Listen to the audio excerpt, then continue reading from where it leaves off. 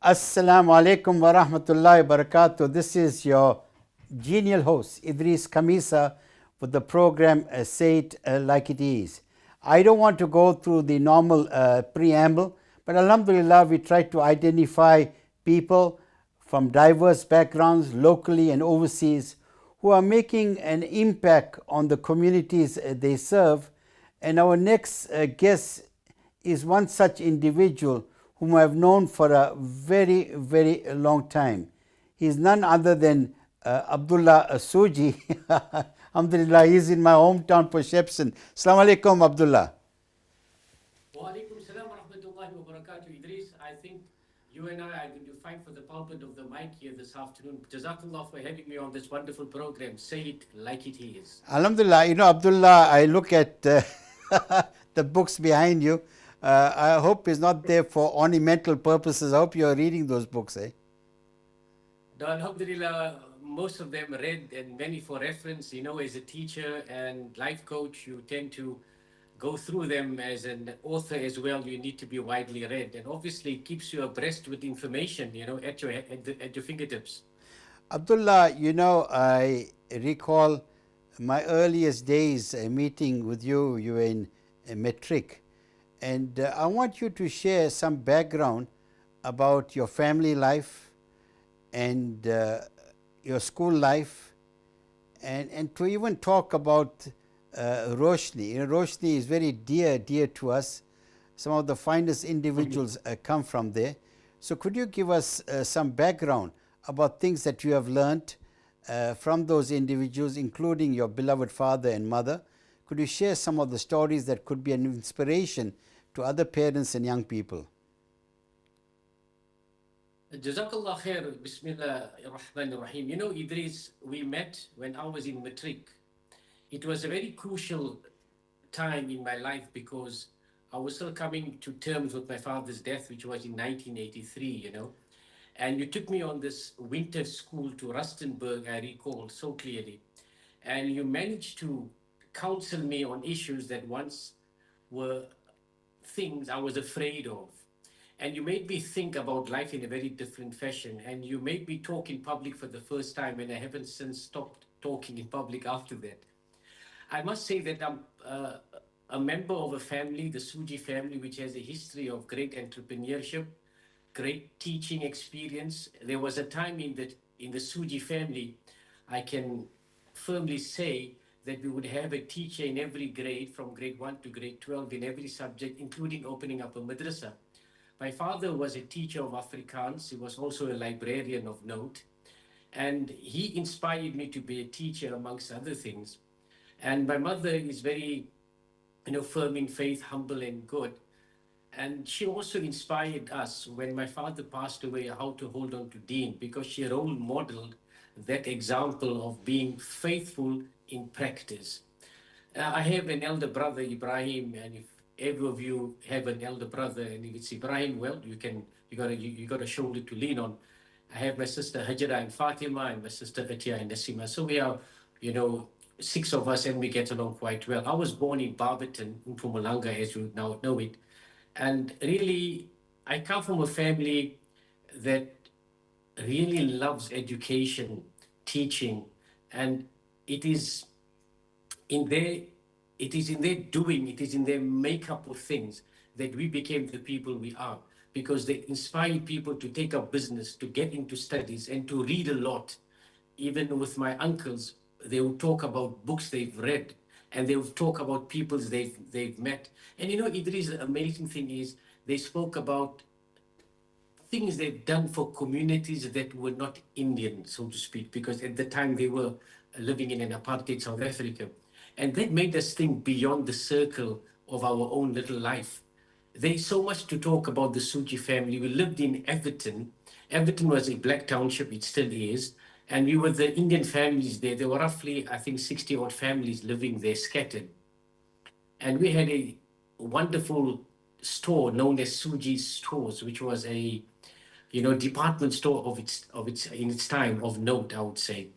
And we all worked in that shop and we learned business skills. We learned how to talk to people. We learned how to interact with the local people. And I was amazed to hear how my uncle spoke the language of the people, you know. And in that way, we began to see life beyond the houses that we lived in. And it was interesting to see that my father would go to these people's houses on a Saturday when I used to um, be with him and remember those few moments and deliver food stuff to them. That time, Suji stores had a van, and we do house deliveries. And we had a bicycle, and that's where my passion for cycling started. It was called the Dick Wheel, and they would load things in the Dick Wheel, and the guy would ride it to the house, ride the goods to the house of the person that bought it. So it was quite advanced. My uncle Yusuf, he was a teacher of science, meticulous indeed, studied Arabic, wrote textbooks. My uncle Ismail was still alive. He was a reputable teacher of mathematics, from whom I gained a lot of intuition about philosophy and Sufism. But my father, I don't have much memory of him because I was just 12 at the time when he passed away tragically in an accident.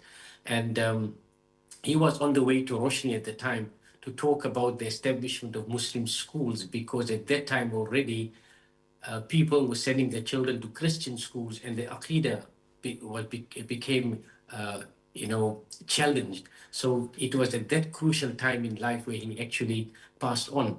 And since then, the gap of not having a father was there.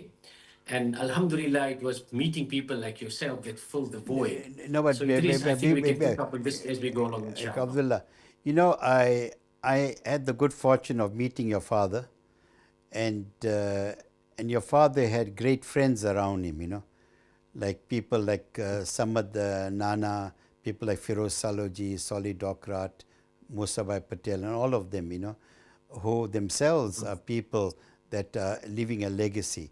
But all of them spoke about your father's impeccable conduct, and also when he was a treasurer, I think it was that the books were all up to date, every cent was accounted for. And Alhamdulillah, may Allah grant your father the highest status in Jannah. But coming now, Ameen. leaving that now, there are two other aspects I want to speak about. The one is living in Roshni, living in that community. I know from Everton after the riots, people moved to Roshni. And what are some of the highlights of your experience growing up there? Firstly, I must say that I'm shaped by the people I've met, amongst them with the friends of my father, and they're still around, from whom I glean a lot of example from. I glean a lot of role modeling, and I also understand life from them because they've been through the mill. They would advise me. They would take me under their wing as a son, and they would tell me what is right and what is wrong. And they never spared me to face life for what it is. And that's so rich. They would never cushion you and say, no, we must protect you. They put you out there to experience life, to learn, to grow, and to come back and give. And they allowed you to fly free as well. So growing up in Roshni, as much as it is a small community, it is a community where things get done at a superlative level. An example of which is the Kabristan that is there, Roshni Neighborhood Watch, which is there. And so many things took place. And as young people at the time, young boys at the time, we were put into the company of these stalwarts, not only the men whom you mentioned, but also men whose names would not necessarily be listed in books, but they were there and they would take us and teach us things, for example, on how to work with the poor, on how to do fundraising for the underprivileged. They would take us into townships. They would take us into disadvantaged communities to do social work. And they would not tell you, do this. They role modeled it. So Roshni is a community where you are taught by elderly people on how to take the lead, on how to do things. And Idris, there are so many initiatives that have started in Roshni that has taken root in other communities. Roshni is a community that started in Nahal through my late father, I'm told. And today it is so strong, and it has helped so many people out of interest-bearing loans to purchase things. Amongst that, there is a strong Val Muslim Women's Forum in Roshni, which is pivotal in shaping the minds and hearts of the young women out there. Similarly, the sports culture that is out there. I remember working with Brother Abdulla Sujee in cricket, and we started from such a small place. And cricket became such a big thing eventually. And the Roshni Islamic School, which is a remarkable school, and it has great things to show. And from that, we did things that others communities did not do, but eventually followed. And that is something one must appreciate of small communities, in that it engenders growth, it engenders a lively culture of camaraderie, friendship. I remember my friends when we started the cycling club, when we started the tennis tournaments, and it was such. Idris, I must tell you, there was a brother, Firdaus Kuvadia. We were in school at the time, and he was in, well, I would just say in grades now, in grade 10, and he arranged the first youth tennis tournament. And he got Kevin Bergman, who was a South African champ at the time. And the entire tournament was handled by Firdaus Kuvadia and two other boys. And they handled the tournament. And every year we had this youth tennis tournament. It was wow, it was successful. From those initiatives, we then learned how to do things, when we got in touch with league cricket, where it was those group of men learning from a higher group of men to do things for the community. It was, yeah, Okay, Abdullah, I'm going to ask you a question and we're going to have a yeah. break, and after that you could respond to it. From what you are saying, it reinforces the conviction that it takes a whole village to bring up a child. And I want you to look at that metaphor, as it were, and look at today when there is so much of individualism. Yes, my beloved brothers and sisters, we are listening to Abdulla Sujee, a young man with tremendous leadership qualities, a person that is widely traveled. He's a blogger and he's an author. And inshallah, you are watching, of course, in case you forget. Say it like it is, and we'll be back immediately after this break. Assalamu alaikum wa rahmatullahi wa barakatuh. Welcome back, and I'm sure you've been enjoying this animated discussion, this conversation I'm having with Abdulla Sujee. Yeah, Abdullah, I asked you before the break about this whole concept because what I've seen as a person involved with the communities, that even uncles cannot reprimand their nephews and nieces, that we live in nuclear families, and adults themselves are not even respected. How would you contrast that to what happened to you in your growing up? Idris, that's such an interesting observation, and it comes across it comes across very clear in the fact that you are widely experienced with life, and it is so true. We grew up in a time that saw the apartheid era coming to a close, but we also saw the high end of it, particularly my uncles and people like yourself. So it was at that point of resistance that parents became more involved in the growing up of their children, because in difficulty, in adversity, there are greater moments to teach. And obviously, adversity is your great teacher. That saying came to me from Brother Feroz Saluji. So adversity gave the impetus people to gel together, to work together, and to connect, because they felt the need to create a better generation of people who will do more things for the community. Today, we have an experience where life has become totally materialistic, and predator capitalism has encroached our homes through the television sets and through social media. Hence, we have people who are more selfish rather than selfless. Therefore, we have this fight of the self, where the child says, everything is mine, and the parent says, everything is mine. There isn't this connectivity for a greater goal. And I want to contrast the issue with Gaza at this point in time. There's a greater goal of freedom, justice, equality, and the means and the means to live together under tormenting circumstances. Now, in comfort, there's forgetfulness, really. Idris, we are so comfortable with our lives where luxury has become necessity. So naturally, the village is now split between the have and the have-nots. The haves want to live amongst themselves, and the have-nots are struggling to be identified by the haves. So in this predator environment, it's very difficult to be, to reinforce role modeling. However, the encouraging thing is there are people out there like yourself and many others, stalwarts in the social circles, who engender leadership qualities, who engender social connectivity, and who do things for children unselfishly and for the youth unselfishly. And that brings the culture of awareness and a culture of understanding that life is not as I see it, but rather as how I want to understand it through the experience of others who have seen more, experienced more, and lived through more difficulties than I will ever have, Idris. Abdullah, now I know you became a teacher and a teacher of English, alhamdulillah, a very dynamic teacher. When you have to encapsulate the experiences you have had, uh, what are some lessons that you have learned, and what lessons you could share with the other teachers? Because there is a tendency for teachers to have a victim mentality. They blame parents and the kids, and they say there's nothing we can do. But I know in terms of your relationship with students, it has always been very, very strong and empathetic.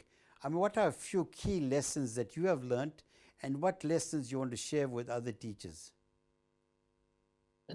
Our life began at a time when, Alhamdulillah, I won the Microsoft Innovative Teacher Awards in 2006. I traveled to America, Philadelphia, where I represented South Africa and won the International Peer Review Prize.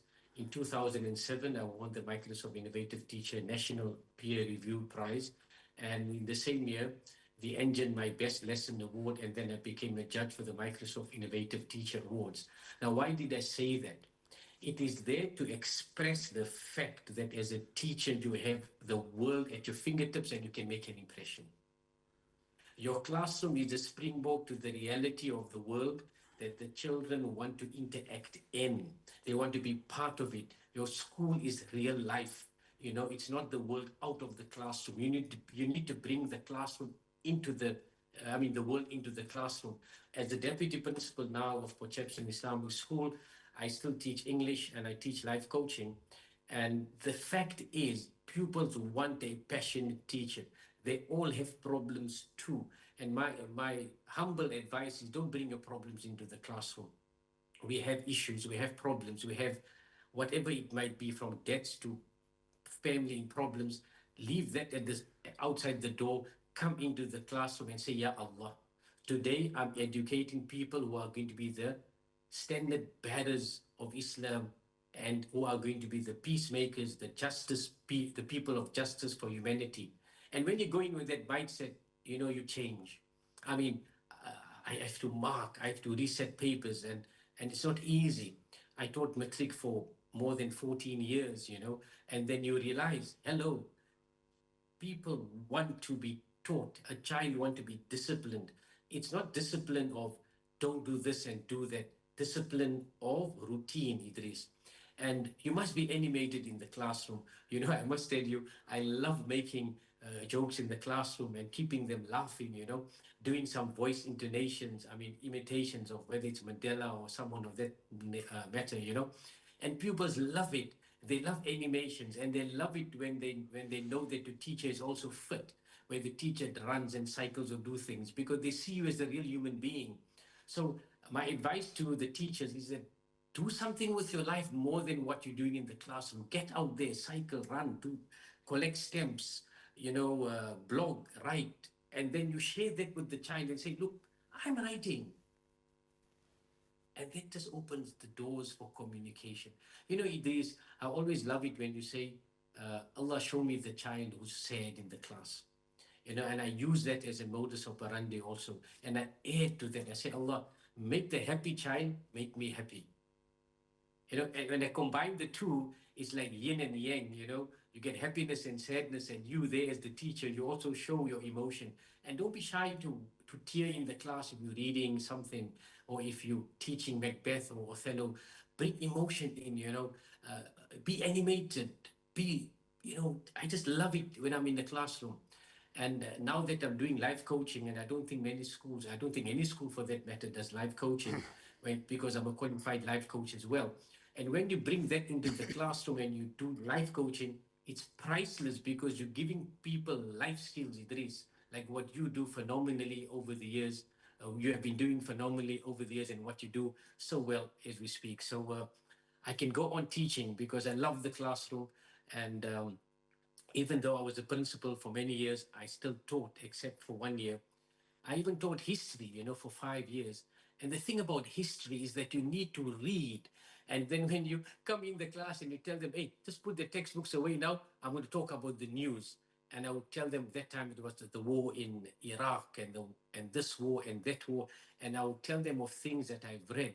And then I would say, okay, boys and girls, there's 7 minutes or 10 minutes left in the lesson. Let's talk about the brinkmanship in the the issue regarding the Bay of Pigs and all of that in America, between Cuba and America as a case in point. I still remember that lesson. And boy, oh boy, the pupils loved it. And I want to end off here by saying the 1 year at Roshni Islamic School, I wasn't getting it right with this class.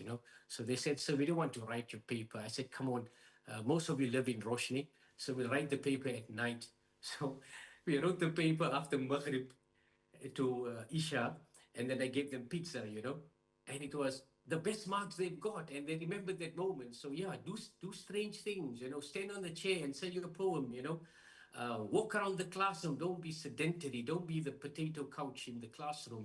Walk, speak. And Idris, I learned that from you when you took me out in 1987. I remember at Rustenburg, and you did some poetry there, and you were so animated. And I remember it was Macbeth that you were doing. And I said, hey, man, this is cool. This is how I want to teach as well. So, yeah, Alhamdulillah. The rest then is history. Jazakallah. Yeah. Thanks, Abdullah, for that. Alhamdulillah, it's quite clear that you love teaching, you make teaching relevant, and I'm sure your students get inspired by it. So, Alhamdulillah, my beloved brothers and sisters, the first two segments are gone so very, very quickly. Alhamdulillah. And we are talking to Abdulla Sujee in the program Say It Like It Is. And don't go away. Assalamu alaikum wa rahmatullahi wa barakatuh. We are talking to Abdulla Sujee. In the beginning, he gave us a background about his family life and about living in Roshni. Then he spoke about teaching. And Abdullah, now just a few questions about your role as principals in different communities. Could you share with us some ideas in terms of how diverse are the communities? How diverse are the parents in the community? And what are some of the lessons you have learned? Alhamdulillah, I was around 32, if I remember correctly, when I became the principal, or no, in fact 30, when I became the principal of Johannesburg Muslim School, which was remarkable because you dealt with a cross section of people who at that time, there were the people from other African countries coming into South Africa, and also from India and Pakistan and Bangladesh, but there weren't not too many at the school. The school was huge, and we operated in the center of Fordsburg, if I can use that as an example, near Winthrop, where I worked there.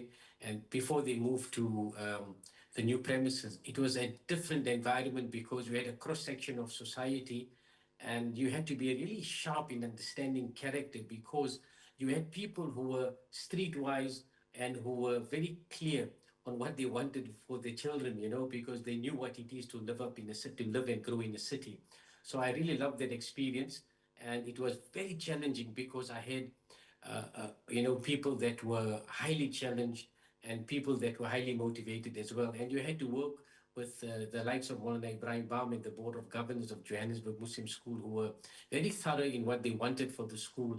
I remember, there were so many members who have passed on and who are now their memory still lives on with me. There are so many names, and I do not want to. I don't wish to say one and forget the other. So it was a very dynamic board that wanted to see progress, and Alhamdulillah, Johannesburg Muslim School is where it is today because of them.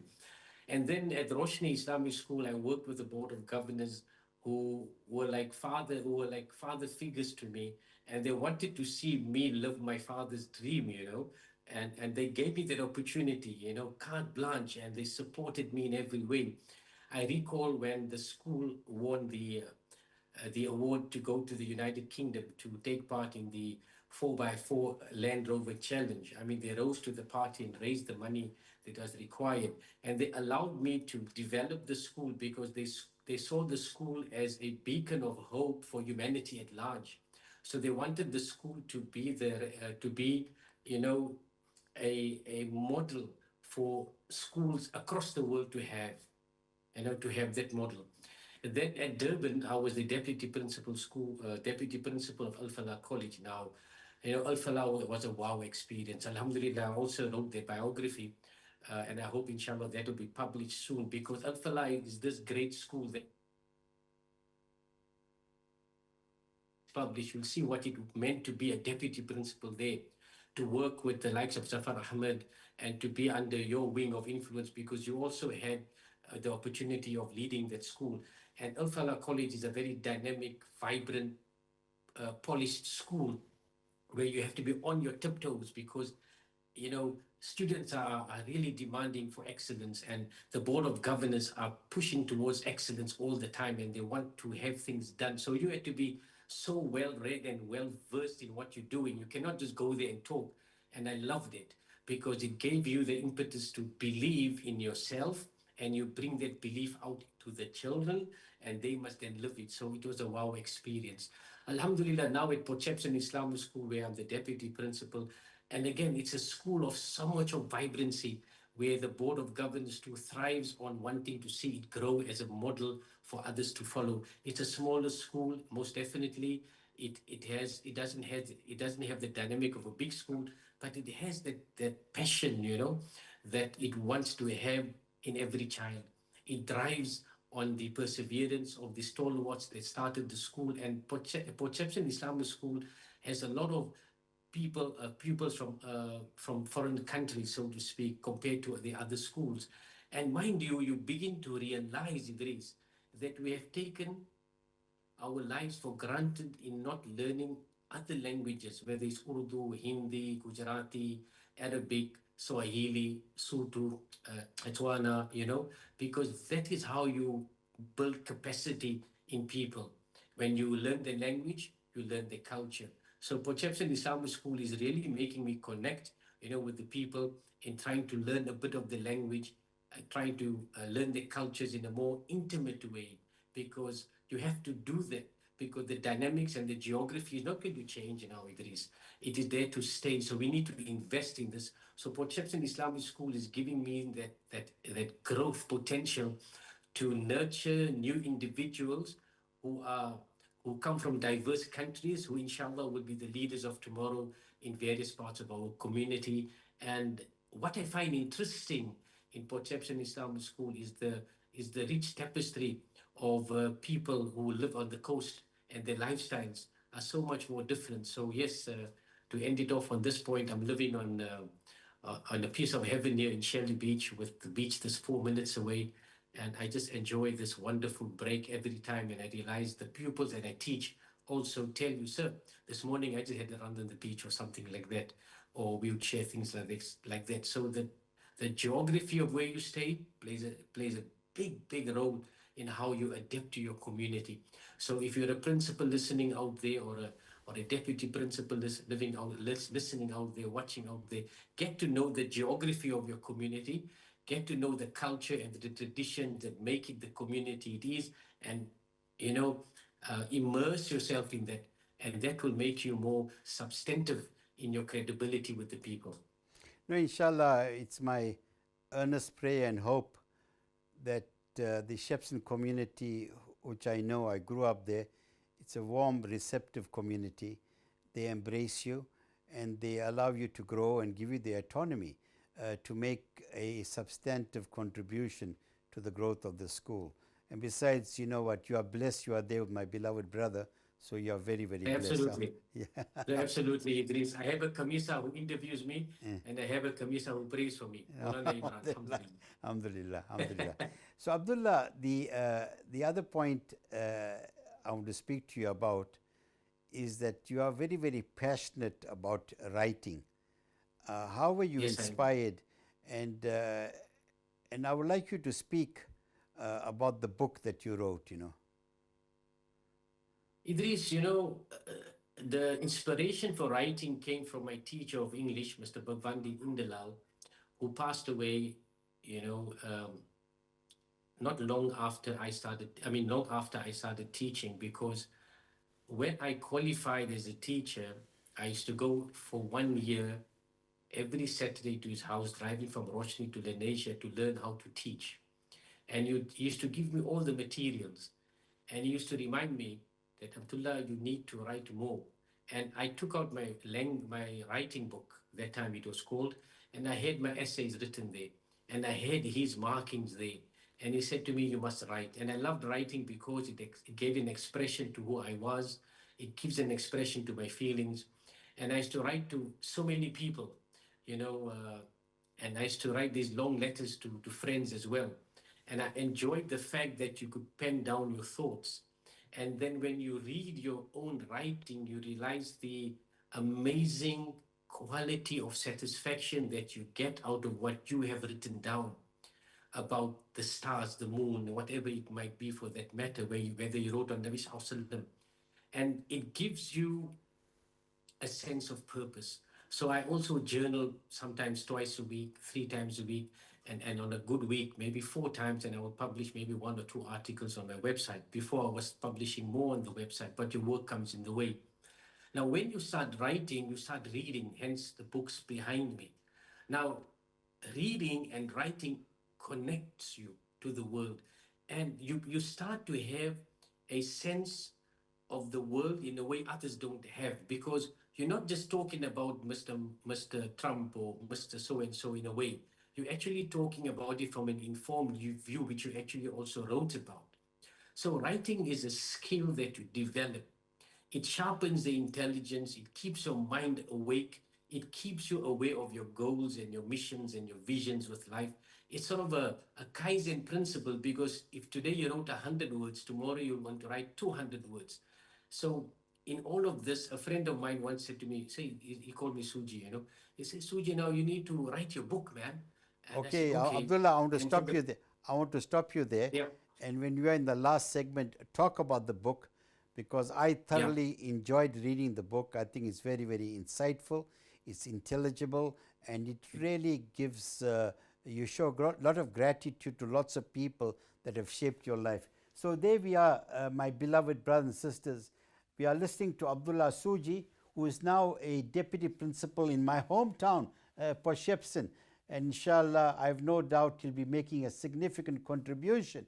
You're listening to the program Say It Like It Is, and don't go away. Assalamu alaikum wa rahmatullahi wa barakatuh. Welcome back. This is our last segment, and we are talking to Abdulla Sujee, the deputy principal of Port Shepstone Islamic School, in the program Say It Like It Is. Abdullah, could you just show us the book, please? This is the book here. I don't know if you can see it. Yeah, you can see it. Teach and lead. Yes, Alhamdulillah. Abdullah, can you And then carry on? And and the the workbook. accompanying book, yeah, that's a workbook as well. Yeah, Alhamdulillah. No, alhamdulillah. Allah bless you for that.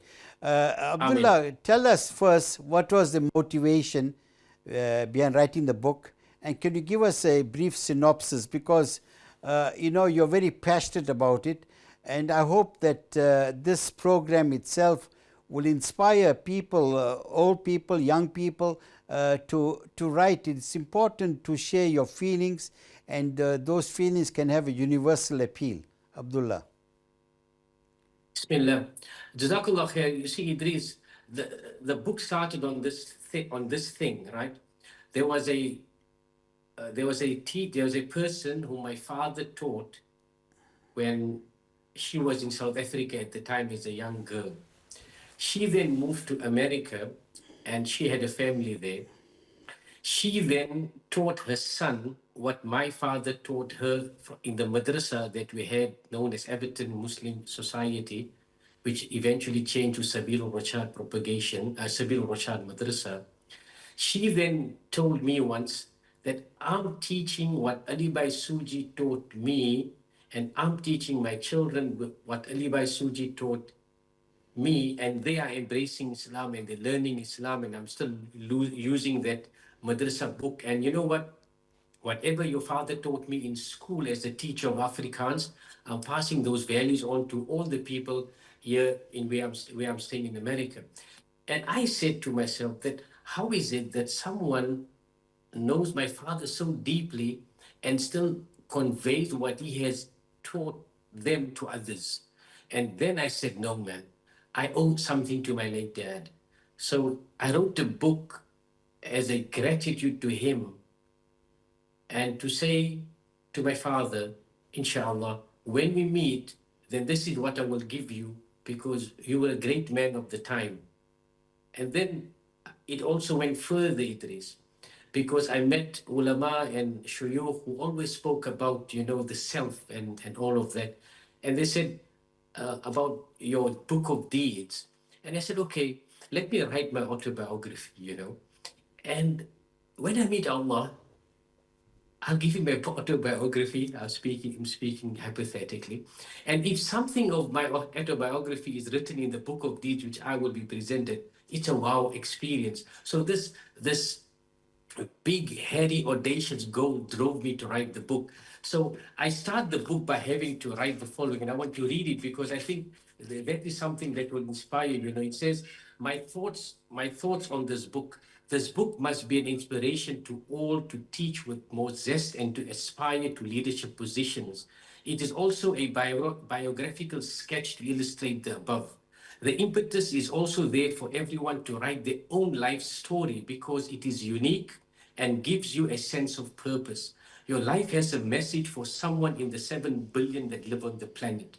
The difference between heaven and hell is just one deed. The reality is that amongst the billions, there will be one who will change the course of their destiny on a moment of hope you offer. This one moment can be the one deed written in your favor by Allah, the High, to be the alchemy of guidance for millions. Don't you wish you are the means of just one sincere soul changing and becoming great? Do I have to say more? Read on and begin your own journey of writing your story. Your story is real. Alhamdulillah, you know that I think the introduction, the preamble is so apposite, it's so appropriate. And Abdullah, I'm not saying it in a patronizing way. I thoroughly enjoyed the book, and you might be surprised. I read the book anyway, right? So, and it's so unlike me to complete a book. But Abdullah, in terms of the synopsis of the book, what are some of the highlights, as it were? And what I You like see, about the Idris, book, what I also liked about the book, is that you're not waxing lyrical about yourself. You also confront your own frailties, as it were. That I found to be very humbling. no, absolutely. Mark Twain, if I remember correctly, said if an autobiography only speaks greatly, I'm just paraphrasing here, then it's not the truth. So, yes, I had to dig deep and write about everything that I failed in. There were some things that I kept secret because that is better. That way, you don't give everyone everything of yourself. So the book is to help people adjust to the trials and tribulations of life and to say to themselves, I've managed. So the book has two sections at the end: teaching points, lead and practice. So through my tragedies and happiness and successes and failures, I will tell you this is what this event or this moment teaches you, which I talk about the moment of truth. All right.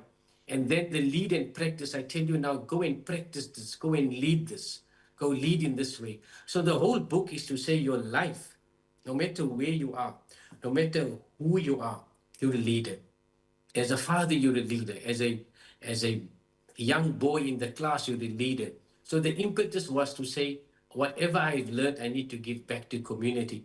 And the striking point here was a hadith of Nabi Sallallahu Alaihi Wasallam to the best effect that, the feet of Adam alayhi salam will not, the son of the feet of Adam alayhi salam will not move until five, before five are answered. And one of them, the knowledge that you have, and what did you do with it? So here I have the knowledge of the world in which I experienced it, although limited, and I could not keep it. I had to give it to someone. And the someone was everyone who would pick up the book and read. So it's about the experiences as a principal, the experiences of adolescence, the experiences of everything, And then you look at the spouse you marry and you say, Alhamdulillah, you also owe it to we owe it to our wife, for giving us the time of life to do what we do. And we underestimate the powerful influence of our mothers, the powerful influence of our spouses, and our family is a tapestry of everyone's life which they can relate to, from the family to work, and also to unpleasant situations in the workplace where things can become toxic. So Idris, you have to read it to understand that your life is so great, man. Write it out. We always reading about, if you look at my bookshelves here, there are autobiographies of some very great people, but they're too distant for us. Here's Idris Kamisa, here's Brother Abdul Samad Nana as an example, whom I'm just saying at this point in time, whose lives are excellent to write about, and if it is not documented, it's lost forever, and I always remember the time where I really wanted to write of Brother Abdul Samad Nana's life, but I did not get down to it because I was busy writing my life. And then I said, gosh, man, if people just write things down, their children will have something to read about them, and they will be inspired by their own kind, their own people whom they see, whom they touched, whom they spend time with. Idris, I think that encompasses the question. Abdullah, I mean, I recall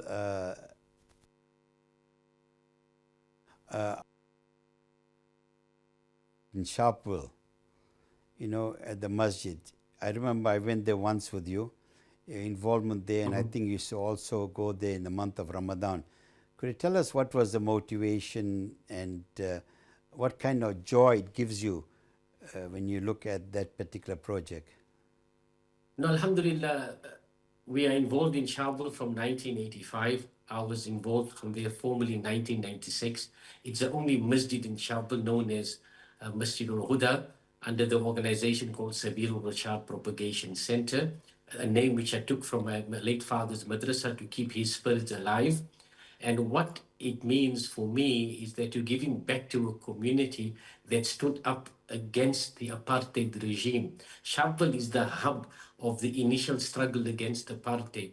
And my late father was a resistant. I mean, he was an incredible man who resisted apartheid in his own time, and he took part in many activities and boycotts, I would imagine. And it was now to get back and give back to South Africa through this. So we run this project in Sharpeville. Alhamdulillah, you can visit the place. I think it's one of its kind in a township. You will not find a masjid and a dormitory and a madrasa facility of that standard in any township, and I bet my last dollar on it, inshallah. So the impetus behind it was to follow the example of my late father's friends who actually put up so many mosques and madrasas in townships, and they fund it. And then I realized, man, the local community. And we used to read there in Sharpeville from 1996. We started making Taraweeh Salah, and we haven't missed a Taraweeh Salah since, Alhamdulillah.